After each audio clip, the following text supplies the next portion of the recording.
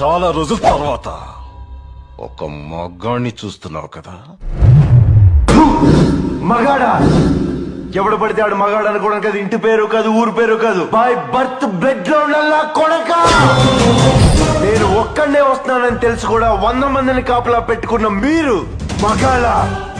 డబ్బు కాసుపడి పదవి కాసుపడి నా అన్న వాళ్ళని వెన్నపోటు పడి చంపావు.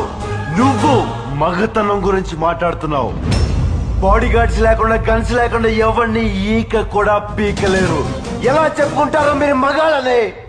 రేయ్, మీరు నిజంగా మగాళ్ళే అయితే మీకు 5 నిమిషాలు టైం ఇస్తున్నాను. గన్స్ కత్తులు లేకుండా నన్ను చేతులతో కొట్టి చంపేయండి.